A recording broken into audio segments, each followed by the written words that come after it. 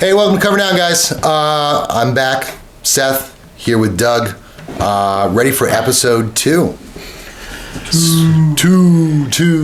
The deuce. Yeah, the big deuce, man. He said it. And already. All right. So, so we're on episode 2 already. A little bit early this time. Just a tad. Right. We understand that we're going to be moving into the holidays here pretty soon, and normally when we move into episode 2 being a bi-weekly production, it would actually fall roughly around Christmas time, which we don't want to interfere with any of our schedules here at the show, as well as any of our audience schedules. So we'll be putting this one out a little bit early, enough to enjoy it early, or enough to save it if you want to avoid your in-laws during this holiday season. So grab the eggnog and sit back and relax. So yeah. How do you think the first one went, man? I think it went really good. I mean, we had a few technical errors, I guess you could say. Yeah. But I mean, that's expected, right? Yeah. Nothing is ever 100%. Nothing is ever going to go as planned. So we're just going to have to, roll with it as it happens. But I mean, for the first episode, I would have to say it went very, very well, and it was received very well. I don't even think we had it on YouTube for more than 24 hours, and you had reached out and said that a veteran or a Purple Heart recipient in another state had reached out and was commenting on it or something. What was that about? Yeah, I know. I mean, naturally, we're going to share this with all of our friends and stuff, and try to get them on board. We have a family friend up in New Hampshire that had forwarded the podcast to a friend of hers who was a Purple Heart recipient Marine who was not familiar with the program for him to be able to see his doctor and have the VA cover it outside of the VA's own hospital. So just to know that within the first episode we had some form of impact on somebody to help them out. I mean, that's great. We did it in one, right? Like that's what we're looking for, right? And we definitely want to know if our audience members have questions about certain things, because if we know and we can help you, great.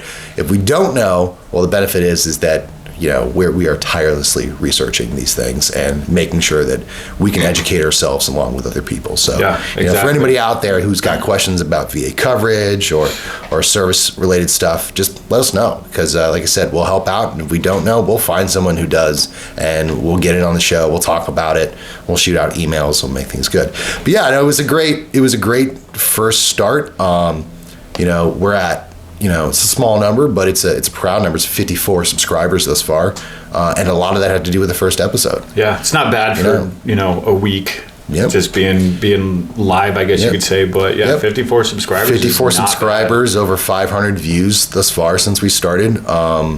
It's doing great, and the channel is actually getting recommended. On YouTube, it's popping up in other people's streams that are not subscribed to us. Yeah, I see it all the time. So I'll stream like YouTube videos or songs while I'm at work, and I'll just be like scrolling through, and then I'll just see the Cover Down podcast come up, and I'm like, hey, I know those guys. Yeah, right. Wow, those dudes are super handsome. Whoa. So yeah, I thought it went super well, and I'm excited to be here again. So how was your week? It was good. It was very busy. What'd you do? Very busy. Well, last minute I got thrown into some training at work, so had to rearrange the entire schedule, but it was actually very good training, considering what we do within the organization and because of the community that we target, I guess you could say. It's called assist training, so it's applied suicide intervention training skills. So right now I'm part of a team or part of a group of people at work who are trained and authorized to basically do like a suicide intervention and sit down with somebody and basically gauge, whether it's a high risk, low risk, or if there's no risk at all, and then make the appropriate call from there. But it was like 14 hours of, training. It was very surreal. It hit hard, but I mean, it was excellent training to go through. So, but yeah, it was a very busy week, very busy. As soon as I had one thing planned, another thing popped up, just derailing my entire plans. So, that sounds it was right. it was insane, but I mean, it sounds like you had a little bit more purpose behind what you were doing. I was just working between shifting schedules to cover people because I don't want my guys to not be able to take their vacations due to lack of individuals because it's super hard to find any employee right now. Why, I don't know. We're still trying to figure that out ourselves. But that, and I was talking to Nick and Monique earlier about my new German Shepherd puppy. I named him Maverick. Yes, it's that awesome. Getting him trained, so they've been pulling shifts with the wife on sleeping on the couch and making sure that he gets outside immediately as he has to go potty, which is, it's like having another kid. Like, I've already got 3, so I'm doing it all over again. It's a little rough, but I love every moment of it. That's good. What kind of dog is it? It's a German Shepherd. Oh, okay. What type of color it is and stuff? Mo, do you know? What? You have a picture of one? I haven't seen them yet. I've sent you videos and did. pictures. Hold on. Yeah, you just ignore me. I didn't ignore you. Monique ignores me. But yeah, he's a cute little dude. I named him Maverick. Middle name Dangerous. Oh, he's a little tricolor. Yeah, he's tricolor. Meaning he has the same color. Tricolors. Just like Barrett when he was little. I don't know. Anyways, yeah, I got a dog. What'd you do?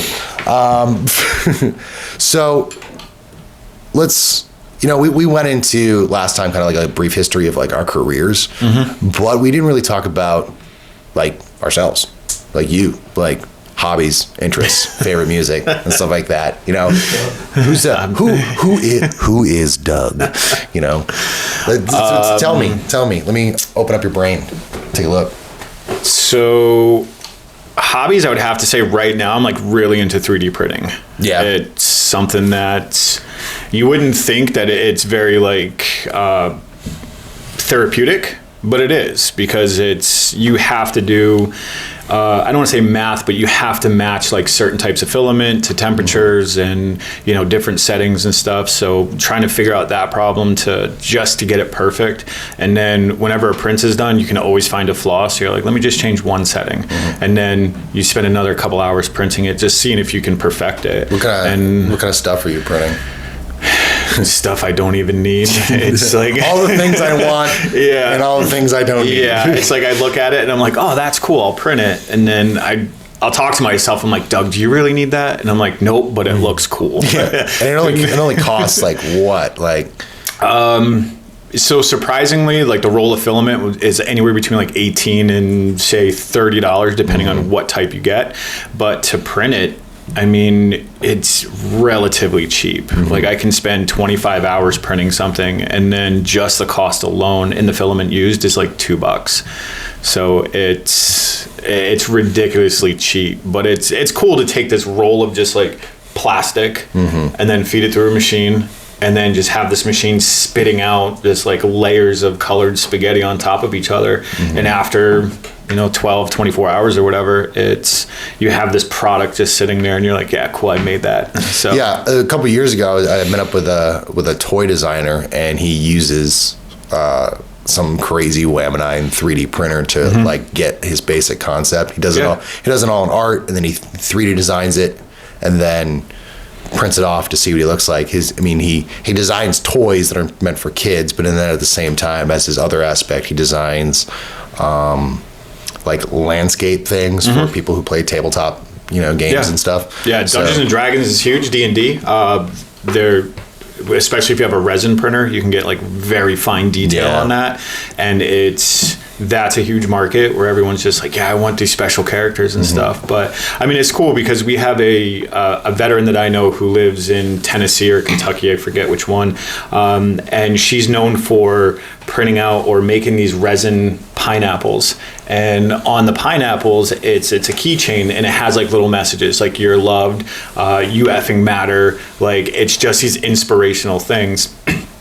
So she's known for going to these hikes and handing these out, and it's become like, an item that everybody wants. Just a rando pineapple. There's a reason behind the pineapple, and it's like it signifies something for her. So it's part of her healing process because of something that happened, and it came up in conversation. I don't want to say it was made a joke. A joke was made out of it, but it turned into something that allows others to heal, which is really awesome. So, well, that's kind of cool. It's you took a serious moment and you made levity of it, and now it's actually part of the healing process. Yeah. And like on my backpack that I carry for work, I have 2 of those resin pineapples that, hang off the molly strap or the molly webbing. So I spent, probably about a week designing an actual like pineapple container. And on the front of it, I had embossed the phrase "you effing matter" in it, and basically just had the letters put on it. And now she can put like all of her pineapples in it and stuff. And I sent it to her, so it's cool to basically be able to take something that, somebody has or an idea, and then be able to just put it into an actual product in their hand, so they can be like, wow, this is mine. Like, this was just an idea, a week ago, and now it's sitting here. Yeah. So, well, I mean, I think like going back to making a joke out of something that that was initially serious, and then helping with the process. That's I think that speaks to the veteran community quite well, because we have a good sense of levity to deal with serious issues. Irreverent humor that we can laugh about those situations that aren't supposed to be funny. But there's a lot of people out there who might not understand our sense of humor. They might think that we're a little cold, but understand like this is how we deal with our issues. Exactly. So that's one hobby. I mean, I love to ride my motorcycle. Love to go riding with, love riding with Nick and the rest of the Guardian riders. And other than that, it's just hanging out with my son, playing baseball with him and, practicing baseball, going to his games and stuff. You play video games? Love video games. I am such a nerd. Yeah. I had to bring that up for a second. I am a huge nerd when it comes to anything technology and anything like video game related.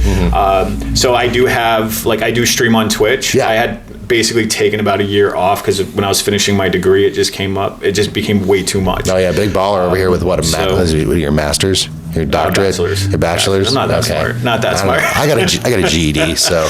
I was streaming on Twitch, which I'm going to start back up after the new year. Word.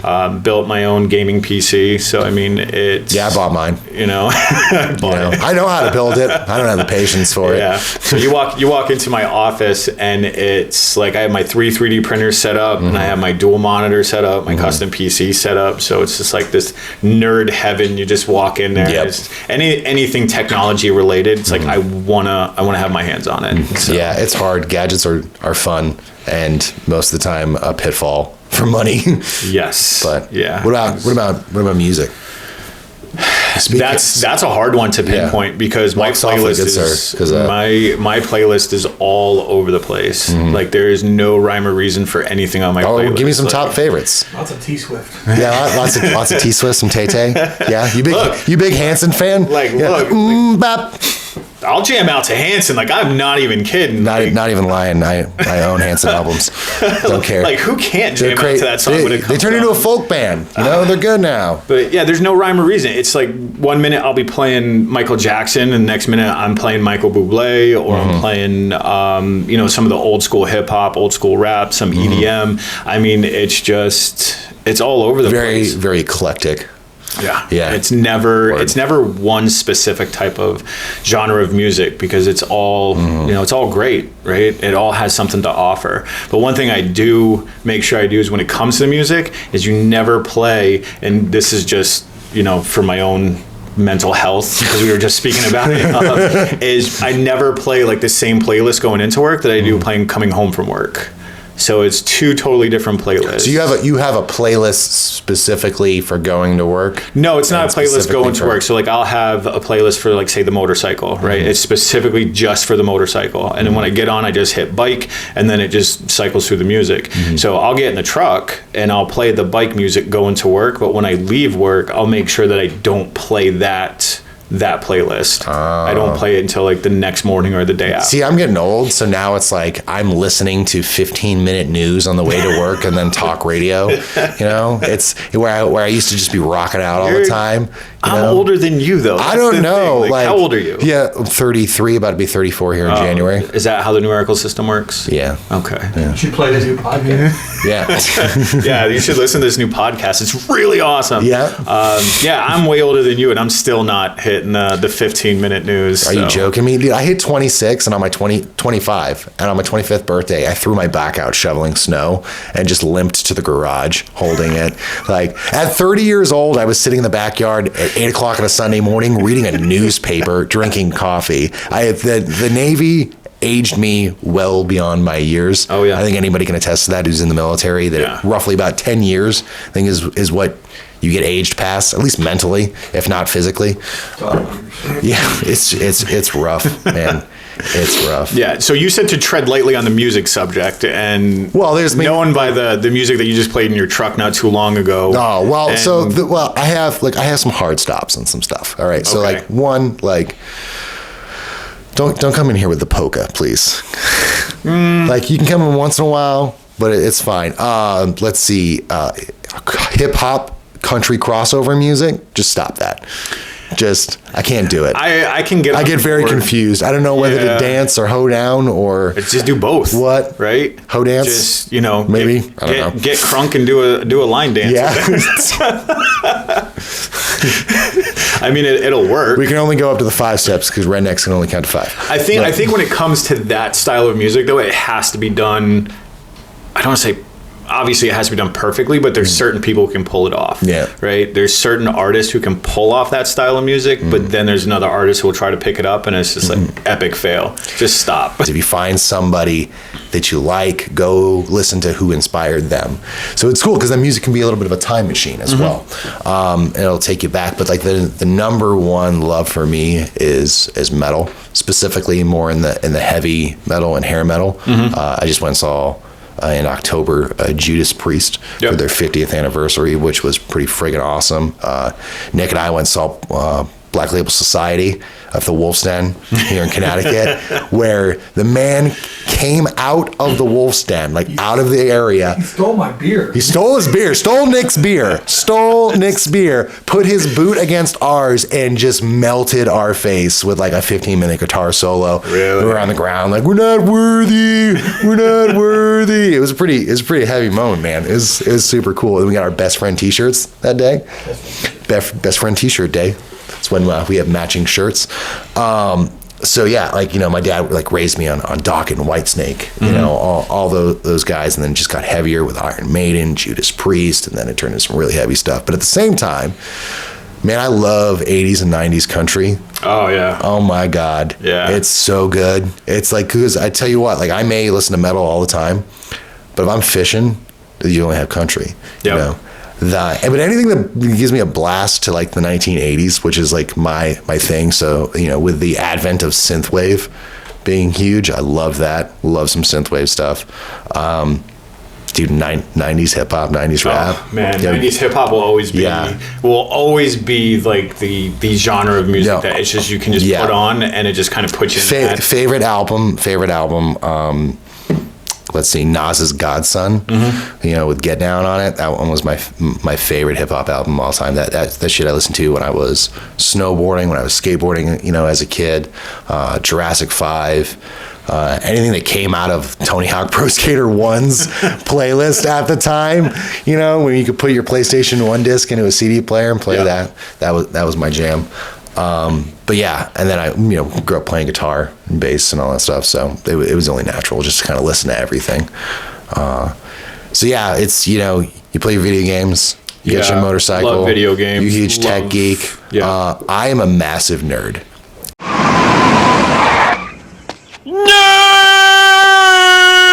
And I do not say that lightly or as an understatement. How Larry and I, for those who don't know, Larry was the owner of Spirit Gallery before he passed away, who does the Honor Inc., with us.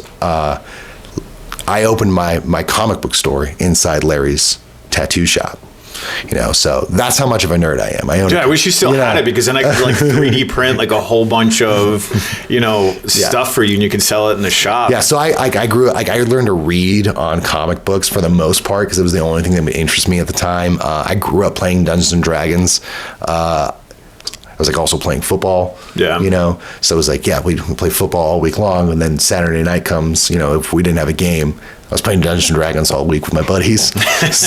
so yeah, I didn't hit the nerd stage until it was probably after the military. It was growing up. I was in the garage with my dad working on vehicles and stuff, and that's what prompted me to become a mechanic in the Army. Mm-hmm. But I think it was when the implementation of smartphones had started to hit the market. Mm-hmm. In the palm of your hand, and realizing the capabilities, and then realizing what that device does, that just kind of sparked this interest of technology, and sparked the interest of digging deeper into everything. Yeah. And then it just snowballed from there. Yeah. It got to the point where I think one day I came home from work and my flat screen just wouldn't work. Mm-hmm. And I looked at it and I was like, oh, this sucks. What am I going to do? So I'm like, well, I can go buy a new one. I'm like, nah, forget that. So I ripped off the back of it. I'm going to fix it. Ripped off the back of it, and I'm tracing parts back and stuff. And then,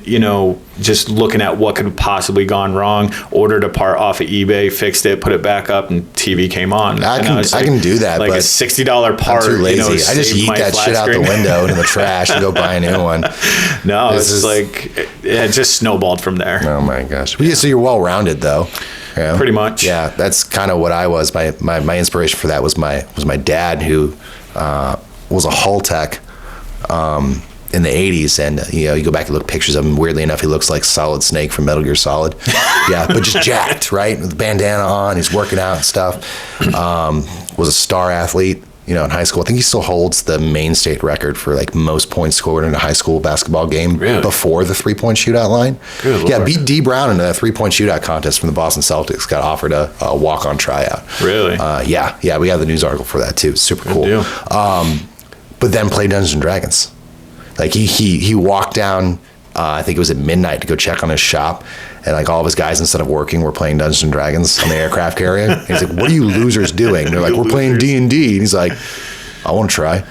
And so he's just, from there, it was this big buff burly dude, that's walking around and lifting weights and welding stuff and rolling dice. It's an interesting game. Playing, from what I hear, playing pretend. Yeah, I love it. It's fun. I like being imaginative and being creative and stuff. Oh yeah. So, but yeah, that's. It's cool. Now I know a little bit more about you. You know a little bit more about me. So we named the podcast Cover Down. We didn't actually go into on the last show what that even means. So yeah, to cover down basically is the intent to cover or protect something. There's multiple meanings to it. I know in the case of the military, when we're marching, it was to basically align yourself with the person in front of you, which is kind of cool, because when we think about it, the Guardians, right? We align ourselves with the vision of this organization. Plus, we align ourselves with the recipient and make sure that they're taken care of. Correct. Can you think of anything else? Well, I mean, it was very like fitting, but kind of ambiguous. term. Right. Well, we also chose it too because yes, it does hit on all of those marks. It definitely checks all those boxes, but it also doesn't lock us in creatively because that was one of the things that we were fighting with coming up with a name. The 40 different names that most of them were already taken. Well, either they were already taken or the name didn't work between the branches because there was certain terminology that I would use in the Army that you guys had no clue about in the Navy. Nothing. And I remember like, what's that mean? Can you eat it? Can you eat one? I still laugh when I think about the one message when I was like, if I were to, if I were to yell buddy set, what would you guys yell? Because in the Army, there's this way of advancing on enemy position through cover fire by a move called buddy set, buddy moving. And normally when you're around your Army buddies and you yell buddy set, someone immediately is going to yell buddy moving, right? And then when I said to you guys, what would you say if I said buddy set, right? And and I think it was Nick, he was like, yeah, high five, good for you. Like, here's sure, let's go. And then I was like, all right, so we're not going to use that one. That was better than the one that I had. Like my number one go-to, they're like, we need a name. And I was like, call it Blue Falcon Podcast. Yeah. Well, maybe we can't associate that. We didn't. But for those of you who don't know what that means, just Google it. Okay. Just Blue Falcon. Just Google it. Yeah. We didn't take it out of the holster though. That's the thing. No, we kept it there. Yeah. It was still a possibility. But I like a little levity to things. Then it was, I forget who it was. It was either you or Nick that were like, what about cover down? And then once we started looking at it. I think it was Nick. Nick, wasn't that you? Then it was. Nick, did the camera die again? I'm sorry.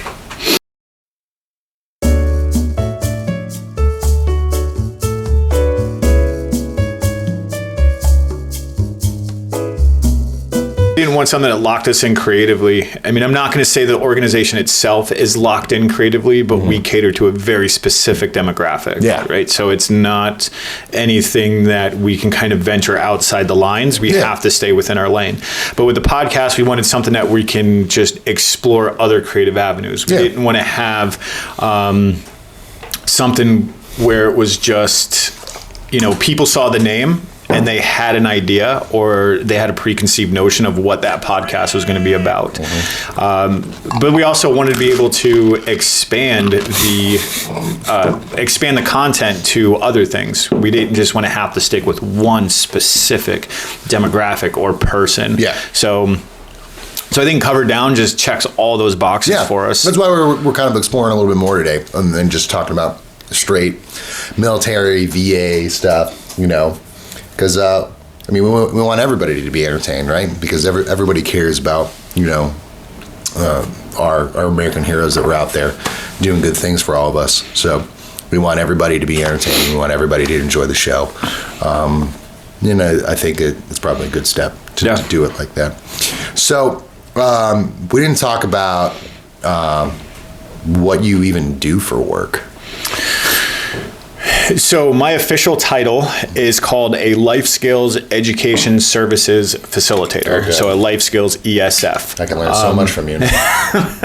So, in the broadest of terms, I am pretty much just like a life skills instructor. Mm-hmm. So I will give classes, one-on-one instruction, to the sub-schoolers in the submarine base on just general life skills stuff. So I handle all the stress management, time management, resiliency. Now I can assist the chaplains with the suicide prevention and awareness stuff.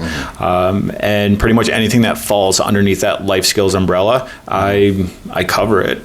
So, and I have to approach it from a couple of different perspectives. One, first and foremost, is a non-clinical, because I'm not an LCSW. I don't have my master's. I just have my bachelor's in industrial organizational psychology. But so I have to approach it as like a suggestive kind of approach. So the way that I explain it to people in the beginning of class is it's like me inviting you over for dinner and I'm like, here, try this pepperoni, mushroom, and gummy bear pizza, right? I don't know if it's going to be for you. Peanut butter and gumball. I don't know if it's going to be for you, and I don't know if it's going to work or you're going to like it, but give it a shot. If it doesn't, let's move on to something else. The other way is from what the book says. This is why you stress out. This is why we get anxious, all that stuff. And the third is from experience. I've been through 2 deployments, so I've had to deal with a lot of stress. I've had to build that resiliency platform. And I was deployed when I was like 20 something, like in my early 20s. Yeah. So I had to build that resiliency platform very, very fast. And it all comes with experience. And I think my background kind of helps with the validity of the training too. So it helps when I get up in front of an auditorium of like 100 something plus people and I explain my background and they're like, oh, okay, so this he's been there, right? So we can learn something from him. So, but yeah, I love my job. Absolutely love what I do. Yeah, you don't want someone like teaching you life skills that doesn't have their own, crap put together themselves. So yeah, that's a benefit. Yeah, so I mean, it's fun. I love it. It's my office is called the nightclub because it always has some sort of music playing. Awkward. I have the LED lights around the room. I never have the main light on, so it's like you walk into the office and there's always a different color shining each day. So it's very relaxed and calm. I have my 3D printed stuff all over the office for no rhyme or reason whatsoever. It's just a big grenade turtle sitting on the Grenade turtle? Yeah, it's called a grenurdle. It's a big turtle, and its back is like. It sounds like a grenade. B-rate Pokemon. Oh, that would be sick.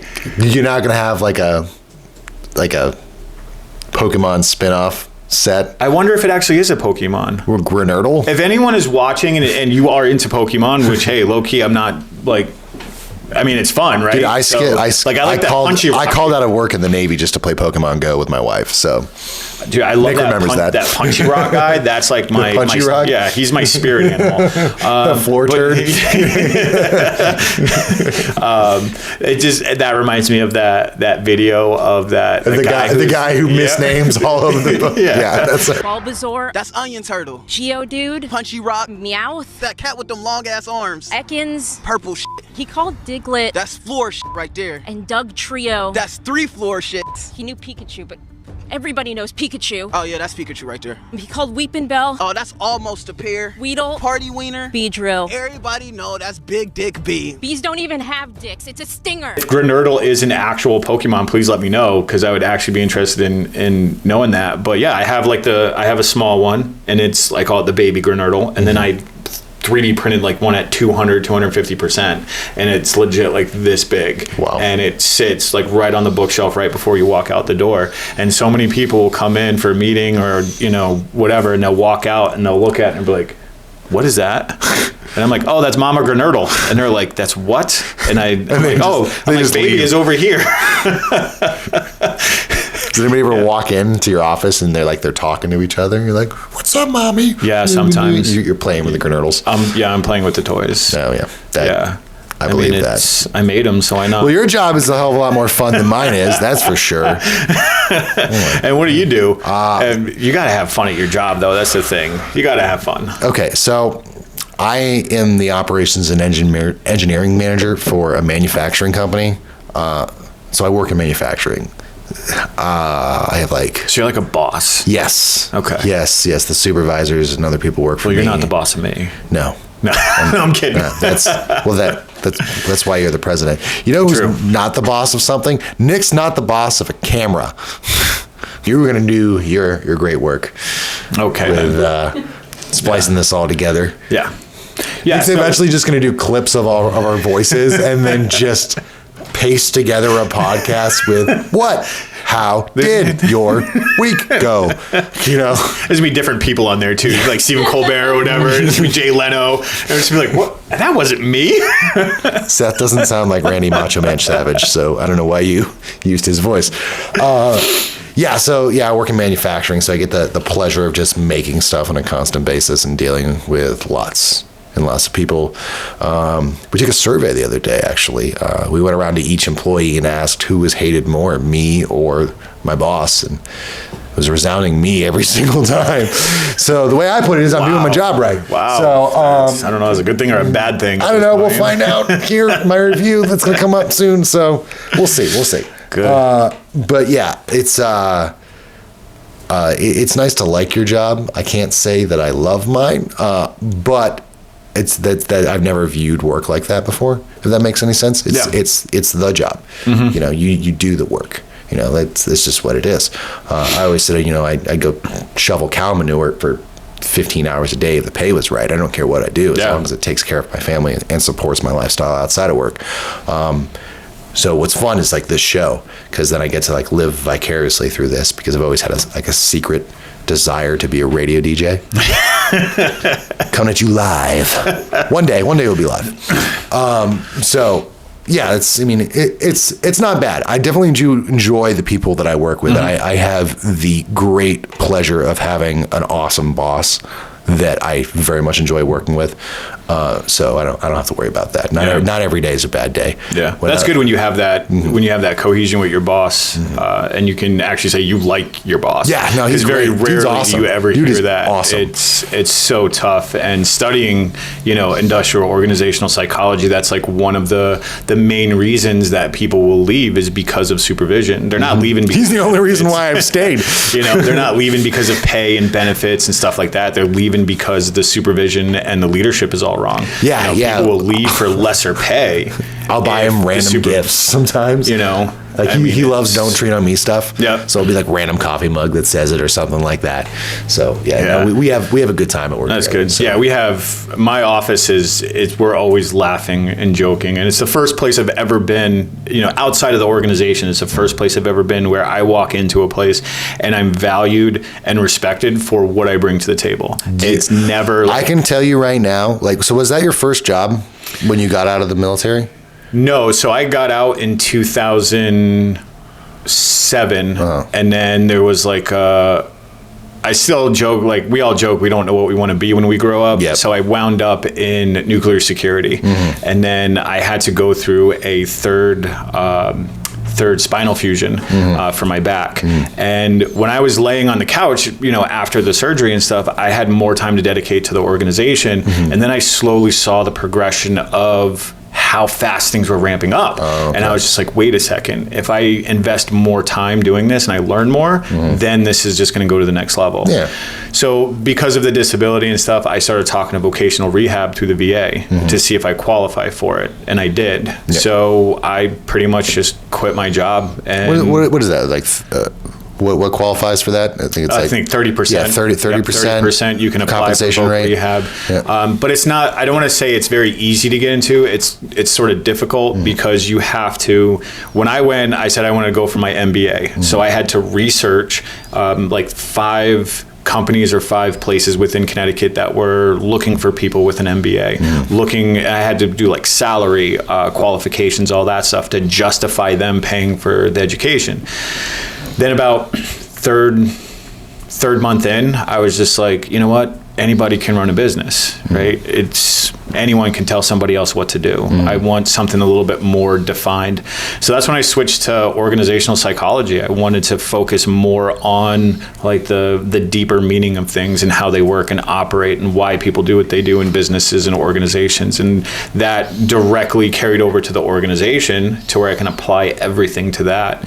So from January of 2018 to December of 2021, I was full-time college student taking 12, 13 credits a semester, doing summer courses, the accelerated summer courses. There was one winter where they took a 16-week course. And here I am taking the same math class 3 times in a row because I can't figure it out.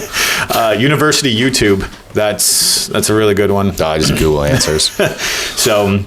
and surprisingly enough, I finished all my requirements for my degree 2 days before the deadline. So I submitted everything, I was done, and this was December of 2021. Nice. I was laying in bed, I could not sleep, so I was just on monster.com or something like that, and I found this position. And I'm looking at the qualifications, and I'm like, check that box, Nailed got it. Nice. And I applied for it, not thinking anything of it, right? You just hit the apply, you fill out the stuff, and you're like, well, if it happens, it happens. And then next thing you know, I'm getting phone calls and emails and all this other stuff. And then I graduate, I got my degree in December, and then February 1st, I start, contractor position for the government. I'm just like, nice. What the heck just happened here? Yeah, this was my first big boy job. Yeah, that's what I call it, big boy job. I like to grow up, Yeah, I have this 401k. Yeah, 401k. 401k. I don't know. I put money into it, and it goes up and down. I try not to look at it because it just makes me depressed. But no, so it's super nice to be valued for the work that you do. I remember like one of my first years with the company that I'm with, they went around and they did their annual bonuses, and I was like, well, geez, that's pretty awesome. And when my boss handed me the sheet, and he asked, like, are you okay with this amount? Like, I hope you appreciate it. And I was like, are you serious? I'm like, I know people that would have to re-sign for 6 years to get a small amount of that, and then only get it in installments, and have to commit 6 more years of their life to the service. So just to know that that's a thank you for the work that I did was like mind blowing. Yeah. And that's why I try to tell people, it's like, don't be afraid, like, have a healthy respect for when you're getting out, but don't be afraid where you're going to go. If you go to the right place that you're valued at, like they really will appreciate the work that you do. And yeah, I was kind of blown away. I was like, wow, you know, and then they were like, oh yeah, it's an annual pay raise. I'm like, well, I'm used to just making more rank, like if I had to do that. Yeah. So yeah, I had to, like, literally I had my boss had to hold my hand through this and like explain things to me, because like this was all so new to me. And I had a great HR lady at the time. It was wonderful that walked me through like health insurance, because all I ever knew was TRICARE. Yep. I didn't know what a 401k was. I was like, I don't know. I had a pension that I paid into that I never got anything out of. Yep. Yeah, it's definitely a huge culture shock. Yeah, that's something that definitely the veteran community, it's something that they face, and it's an actual stressor. Yeah, it was. I had no idea what I was doing. Where if I have to try to convince people to be on my side, where before it was just do as I told you, or I'm dragging your ass into the fan room, and we're gonna have a conversation that way. Yeah. So to change from one to another was just. It was very frustrating. Yeah, I think my biggest one was, how do I deal with these people? Yeah, communication is definitely a huge one, because it's like you can't give somebody the knife hand. You can't give the typical response that you would give that would be acceptable in the military. But my biggest stressor, and this is going to sound completely like off the wall, but it was what to wear, right? Because every job I've had getting out of high school was a uniform, right? It was the Army, this is what you wear. Then I get into security, and it's like, here's your uniform. I get into nuclear security, here's your uniform. And then finally I get that big boy job, and I'm like, what's the uniform? And they're like, it's business casual. And then I'm legit Googling business casual ideas. I was there. I did that. I'm holding up pants and a shirt to my girlfriend Allison. I'm like, babe, is this business casual? She's like, oh my God, Doug, yes. I'm like, do these pants go with this shirt? And she's like, will you just stop? No, I was the same way. So I showed up to the job interview, and I'm wearing like a brand new suit that I had just bought, and it looks great. And, after a couple of interviews, I get the job. In my first 2 weeks, I'm showing up in like, a white button-up shirt and like some nice like blue pants and, steel-toe boots because it's manufacturing. But I'm realizing I'm walking around in a manufacturing facility that's covered in freaking oil and dirt, and all kinds of others. Like it's the metals industry, so you can imagine how dirty that might be. And I'm walking around like, I'm a friggin' bank teller. And then eventually it's kind of slowly graduated into, boots, jeans, belt, shirt, tuck it in, call it good. Yep. And then now I'm all the way to the point where Fridays comes along and I'm wearing my Guardians hoodie at work. Hey, so, it's, that was, it sounds minute, but it was a huge stressor. But yeah, no, that's why I like to talk about these things, because the transition, people don't realize, like, that's a big thing for us, because we are trained. Our brains are wired in a very specific way on how to function in every task that we perform. So when we're not doing it that way, we kind of get lost. Yeah, we have no idea how do I deal with this? What do I do? Like, it's rough. I think there's a word for it. It's like transitioning. Failure to transition or something like that. Yeah. Like you guys have a hard time with it. And it was definitely difficult for me. So what did while you were in the service, what do we call them? MOSs? It was weird ass people MOS. Yeah. Before they changed it, it was classified as a 63 Bravo, which means lightweight vehicle mechanic. So anything 5 tons and under, I was pretty much in charge of fixing. Okay. Then I got qualified in vehicle recovery, so I could pretty much just go and Tow truck driver. not tow truck driver, but it was more of like so if like there was a Humvee or a Deuce-Nap or a 5-ton basically that just got stuck in the mud or something like that, they taught us how to basically hook up everything to just tow it out of there and get it out of. So you're a military trained overlander. Pretty much. That's actually pretty cool. And then right before we deployed the second time, my command comes up to me and he's like, "Hey, guess what? Got great news for you." I'm like, "What's that, sir?" He's like, "You're going to be the combat lifesaver." And I'm like, "Hey, got good news for you." "No, I'm not." And he's like, "Yes, you are." That's not how this works. I'm like, "Damn." I tried. So when I was overseas the second time, I was pretty much like triple tasked on, missions and convoys and stuff. They were like, "Hey, we need a mechanic, we need vehicle recovery, but we also need, combat lifesaver." And then they were like, "Oh, go down to this place and go find Capazzi. He'll take care of it." And next thing you know, we had people lining up and pulling me for missions and going on Blackhawks or Chinooks and just being there for, combat life saving. Our job suddenly seemed boring when he talks about his. We were glorified like IT guys and mailmen. Janitors. Still, yeah. So I was stuff. I mean, it's still important. I was a submarine electronics technician, radioman. What they call it now, I have no idea because they've changed the name of that rate so many times. It was dealing with communications, dealing with the crypto that goes with it, electronic surveillance, radar operations, and then electrical, mechanical, hydraulic, pneumatic. Yeah, but also look at your environment you did that in, right? Yeah. I might have done that in a Chinook or a UH-60 Blackhawk. Which sounds awesome. It was awesome. Yeah. Right? I'm not going to lie. It was pretty. The only thing that make it better is that when you were flying in it, you were playing like Creedence Clearwater Revival. No, we couldn't do that.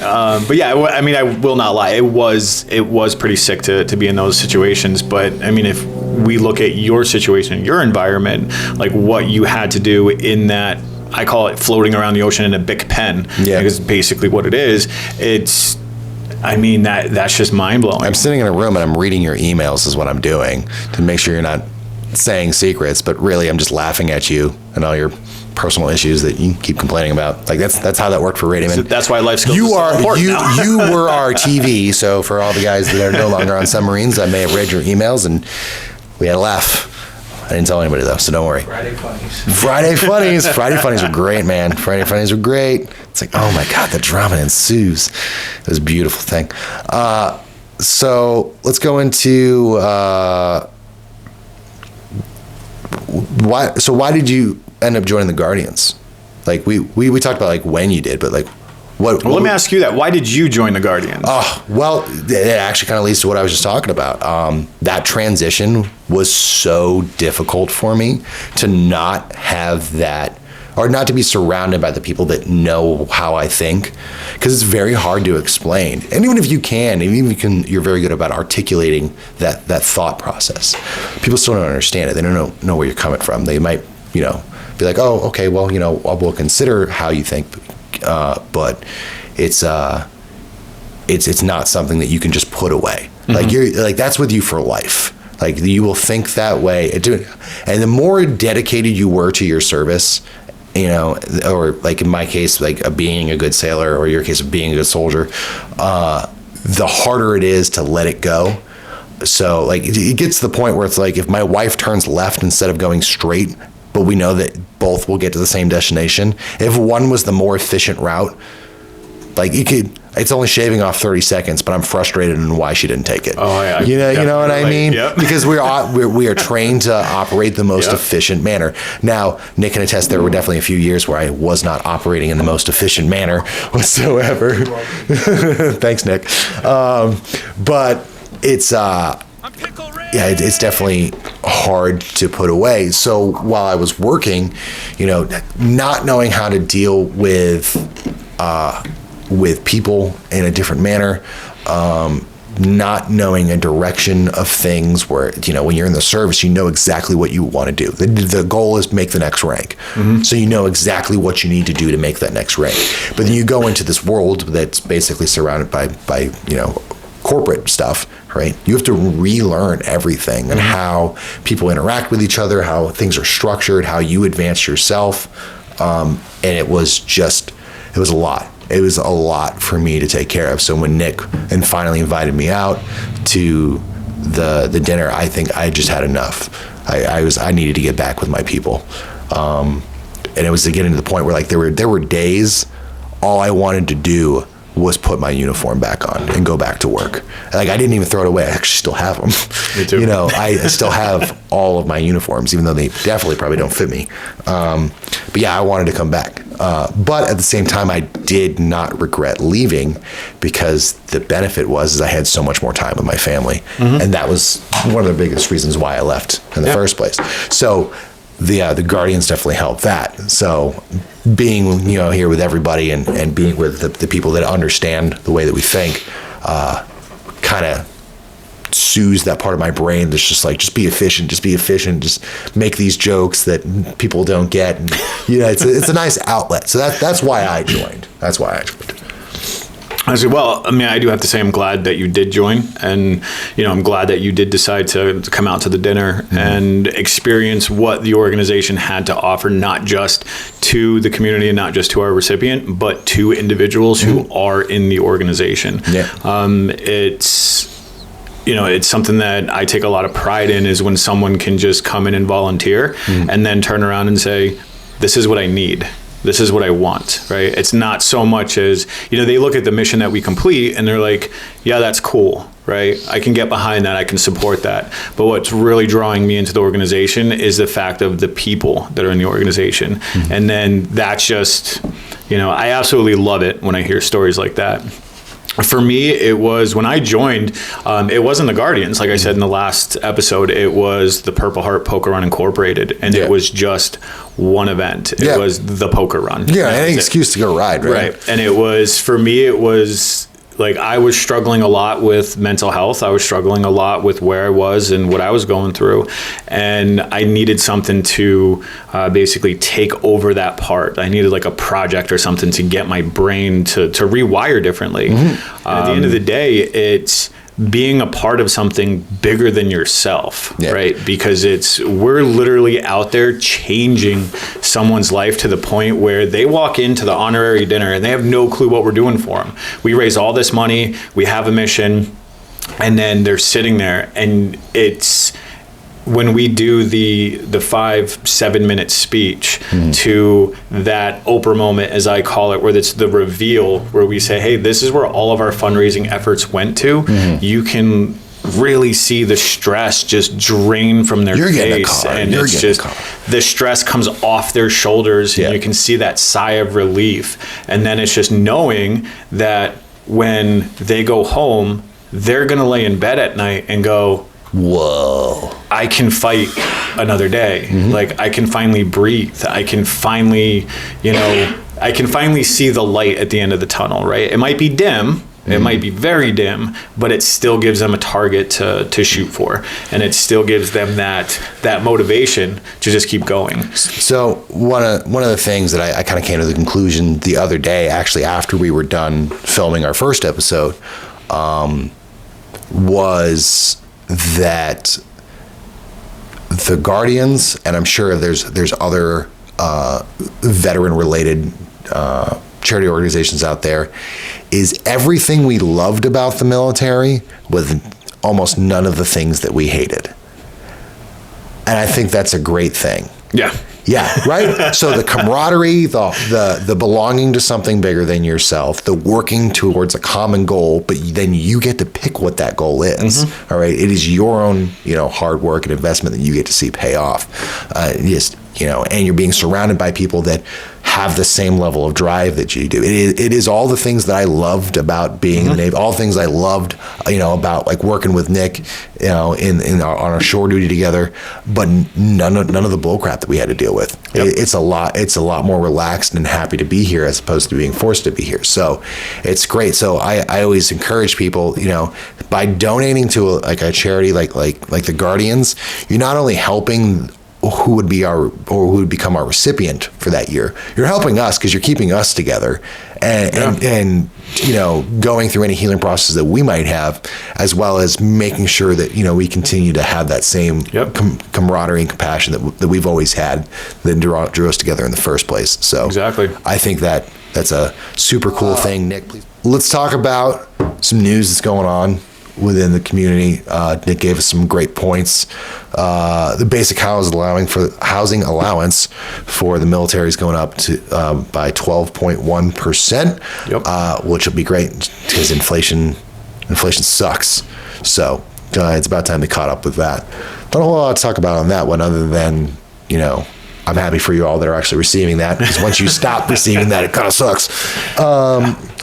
Let's talk about one that's I don't know how to feel about this one. I don't know. ASVAB scores. Okay. Lowered to 10 for admittance. Yeah. That's the news floating around. Is that just the Navy, or is that the Army? Is that all? Is it? I think that I don't Hold on, know. I'm looking it up right specific, here. It says the Navy will now, and this is from Task and Purpose. The Navy will now enlist recruits who score 10 on their ASVAB scores. Now, you got 9 points for just putting your name on the paper. So I don't know where you're getting that extra one, but it might be on loan. I don't know. And I felt dumb when I got a 75. Oh, man. So there's a 10. I'm not even going to tell you my ASVAB score. No. That's why I became a mechanic. You know what? They said, "Can you turn a wrench?" And I'm like, "Yep." They're like, "Here's an M16." Yeah. Initially, I didn't want to even be on submarines. I wanted to be a hull tech. Really? Like my stepdad. Yeah. Because I just thought that was super cool. I still don't know how to weld, but I loved the idea of that. And then he looked at the rate and was just like, yeah, it's nowhere near as cool as it needs to be. I was like, rip that shit up. Then they want to make me a cook on submarines. I offered to walk the hell out right there. Oh, man. They offered me to be a cook in the Army. Yeah. It's like, no. What's a cook's ASVAB? What was a cook's ASVAB score? So for those of you who aren't watching, ASVAB is it's basically the SAT version for the military. It's the aptitude test to tell I don't want to say how smart you are, but your capability, job classification. Yeah, your capability to learn, and then they figure out basically what would be the best for you. But Nick, go ahead and tell me what the ASVAB score requirements were for cooks. So pre this announcement, it was 32 to be a cook. Now you can get in with a 10. I'm speechless with that, so we're just gonna move on. Yeah. I don't know what to say about that. And then the last one we talked about, this one's super interesting. Nick brought this to our attention, is that the VA are they building a case for amine exposure? Yeah, they're researching. Yeah, they're doing research for amine exposure. So the two biggest things that I think are interesting is, one, I think it was 3 years ago they announced that they're actually going to be I think they put something like I don't know, hundreds of thousands of dollars into actual research for cannabis for vets, which it's very interesting to think that the VA is actually at that point where they're like, let's actually discuss this, because if it swings in favor, then the VA would then probably move to start prescribing that to some vets, which is very interesting. I'm very curious to how that's going to go. But amine is a chemical that's used to for oxygen purification. All right. So when you're in that big pen, like you said, that underwater bubble, all right, we create our own oxygen. So there has to be a way that we can clean it, and that's one of the chemicals that we use. It has a very specific smell to it. It's hard to get out of your nose. Let's put it this way. It smells so bad that when I would come home from underway, I would leave my sea bag in the garage for a week. Jeez. Yeah. That's insane. It will actually take anything that's white and slowly turn it yellow. Yeah. So it's like, have you ever been someone who smoked in the house for 30 so it's like years? A nicotine it's the same type of nicotine stain. Okay. It looks the same way, has that same odor. It's hard to get out of things. My wife hated the smell, but loved it because she knew that meant I was home, which I thought was kind of cute. But so that's interesting, because Lord knows I've been breathing that shit in forever. So hopefully we don't go down the same route of, it's just asbestos, we just put it on the submarines.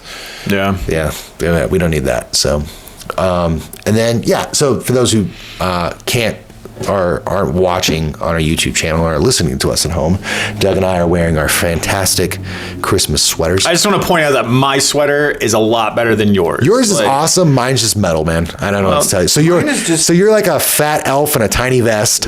Yep. Bring or a back fat like Santa. the Chris Farley, where he's like there you fat go. guy in a little coat song. Like I'm I just love a Chris fat Farley. dude in a little vest, right? And then I got the classic ugly Christmas sweater, but it's all, instead of Santa on it, it's Krampus. Krampus was the I still think mine's better. the evil. Actually, let's have a vote, right? What? All right. So everyone watching this, So if you're watching this, put a one if you Krampus? think my sweater is better, or put a 2 if you think his weird or just attire is F's in the better. chat if you're just sorry for us at this point in time. This whole thing is The loser gets a surprise.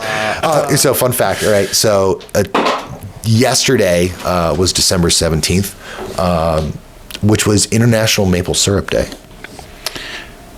Okay. Can I just bring something up? What? Why is it every day is International something day? You know, International Maple Syrup Day. You can tell me that you can't have fun on International Taco Day. Why do we have to have these international days though? Like I get it, right? They're fun because like International Donut Day, I go to Dunkin' Donuts and I get a donut, for free. I'm going to save 37 cents. That's awesome. But it's just every day there's like. Can we get an International Gas Day? I know, for real. Like how about we have International Day Off Day, where like we all, or International Mental Health Day, where we all take a day. I always said that about Veterans Day. Day Off Day, right? Yeah. It's like, Veterans Day, like that they should take, any active service member should get paid basically time and a half for that. Right. Day, Let's come up with a little bit more creative stuff to have like international days, like International What's Kittens today? and Mittens Tell me Day. that you're It's looking like, at today. Lord. What's today? Ugly Sweater Day. Are you serious? Today's Ugly Sweater Day? No All right, shit. I'll go ahead and get behind that one. All right. The only time that it paid off. I was just thinking, let's be festive because it'll be the last episode before the I actually holidays. ran back to my house to grab mine because I forgot it. So, I mean, wow. My gosh. That is actually creepy. Doug, do you believe in Santa? Hell yeah, I believe in Santa. Are you kidding me? Yeah, I actually know Santa. Yeah, me too. He's a pretty cool dude. Today I'm going to be your Santa, though. What? Yeah, you looked at me. I'm not sitting on your lap. There's a glance of excitement and then not confusion. sitting You're on like, your lap. maybe he wasn't thinking of what I was thinking of. What in the hell are you doing? I got you this bag. Every kiss begins with K, by the way. Inside that is your present. The K Jewelers, no, I didn't go buy you jewelry. Oh. Yeah, I'm not that rich. It's a friggin' pickle. Oh my lord. Thank you. It's an emotional support pickle, man. Love my emotional support. What does it say? What does it say? It says, naughty, deal with it. That is amazing. I have another one attached to my mic here for those who can't see it. It says get pickled, so it's a little cartoon pickle with a face on it and a Santa hat. I just want to point out, like, it.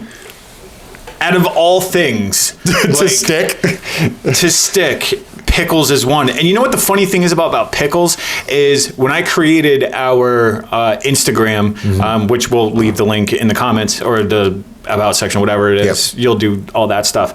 I was going back through my personal Instagram and I was looking at like hashtags to get ideas of like which ones I could use for our Instagram. No lie, months ago, I was putting hashtag pickles.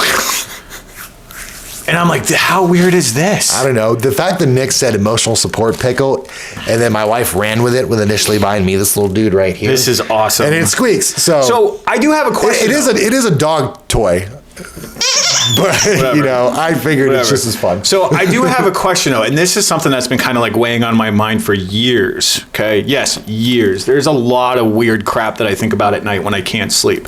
So I want to know, is it socially acceptable if I'm sitting in a restaurant, right, and someone orders a burger or a sandwich and they get a pickle with their food and they don't touch it the entire meal?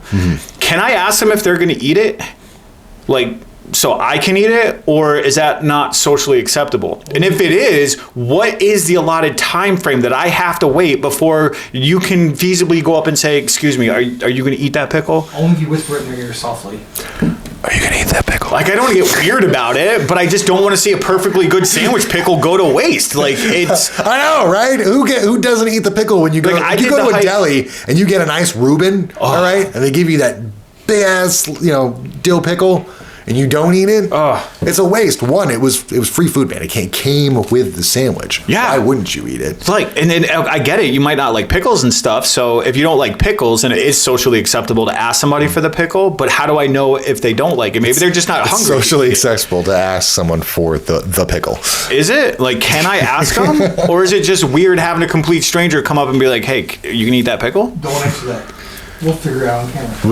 I don't know. We should have a social experiment and do that. I'm not, no. No, this could lead with a. I watched that movie, what is it, Bad Santa? And It's a wooden pickle. the kid carves him a wooden pickle. He's sitting there and he's just like, what am I supposed to do with a wooden pickle?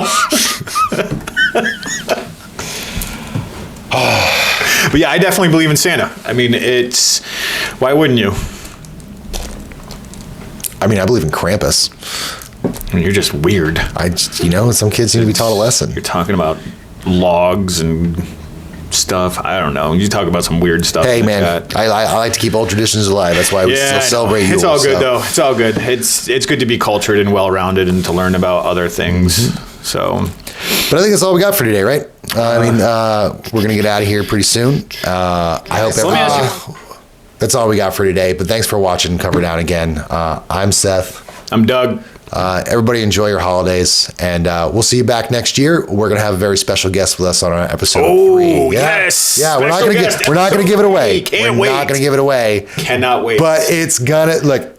It's gonna If be there's epic. any episode that you're gonna want to tune into next week, Yes. it's gonna be next week. Yes. Like that's gonna be the one. This episode you're guest, gonna wanna very watch. special guest, very, very important, instrumental person within the community. And that's all the stuff that just Doug knows about. He doesn't know about the other stuff. This is just this Facts. person. We cannot wait to have him on the show. I'm legit excited for episode 3. Yeah. Like this, I cannot wait for this one. It's gonna be great. All right, guys. Everybody have a good holiday. Stay safe out there. Once again, if you see that, shake their hand. Don't shake Doug's hand. We have already established that he's dirty.